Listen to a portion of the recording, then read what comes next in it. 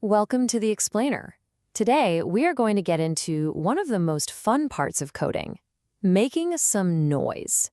We're going to see just how easy it is to bring your Python projects to life and make them way more compelling by adding sound. I mean, think about your favorite games or the apps you use every day. Sound is a huge part of what makes them feel so immersive and awesome, right?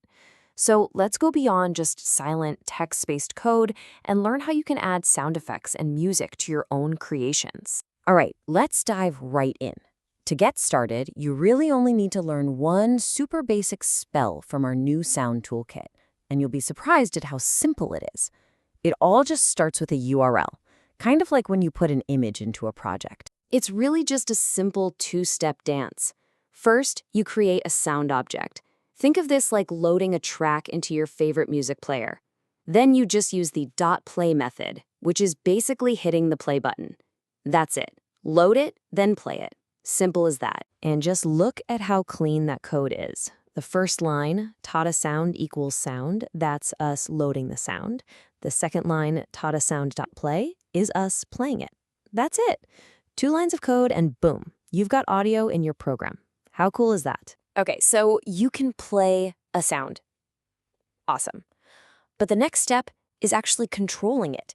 This is where you go from just, pressing a button to becoming the DJ of your own application, managing the whole audio experience. So you've got 2 key commands to work with here. .pause does, well, exactly what you think it does. It stops the music right in its tracks. But what's really interesting is that when you call .play again, it doesn't start over from the beginning. Nope, it picks up right where it left off. All right, here's a quick little brain teaser for you. What do you think actually happens if you try to pause a sound that's already paused? Is it going to crash your program? Maybe it'll throw a big error? Let's find out. If you guessed that absolutely nothing happens, you are spot on. Calling pause on something that's already paused doesn't break your code or cause any kind of error. It just stays paused, patiently waiting for you to hit play again. Now, to get some more advanced control, we need to talk about something called a parameter. Don't let the word scare you. It's not that complicated. A parameter is really just an extra bit of info you can give a function to change how it normally works. Think of it like an option or a setting you can tweak. And here is our very first parameter in action. Remember how play normally resumes a sound? Well, what if you don't want that? For a sound effect like a chime or a laser blast in a game, you want it to play from the very beginning every single time.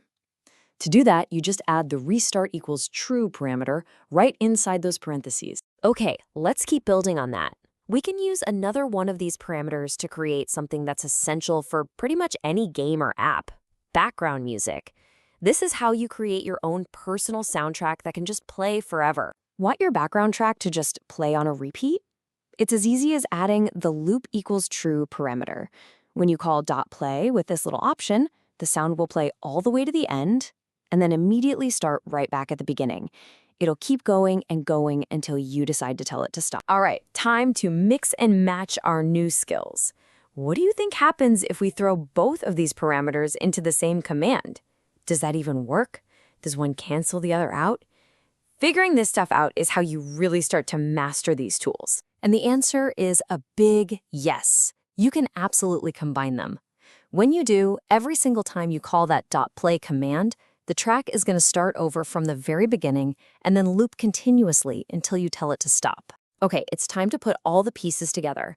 This is where things get really, really powerful.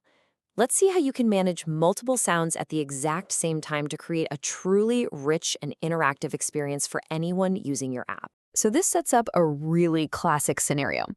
Imagine you want some background music that's just kind of chilling, playing on a loop, but you also want a completely separate sound effect, like a doorbell maybe, that can play right on top of it whenever the user clicks something. And here's exactly how we pull that off with code. We just create 2 different sound objects, one called music and one called doorbell. The music gets triggered by, say, mouse movement, and we tell it to loop equals true. Meanwhile, the doorbell is triggered by a mouse click, and we tell it to restart equals true so it rings fresh every time. They work completely independently, creating this awesome layered soundscape. And there you have it. That's the whole toolkit. You can play, you can pause, restart, loop, and even juggle multiple sounds all at once. So the only question left is, what are you going to build with this new power? What's the first sound you're going to add to your project?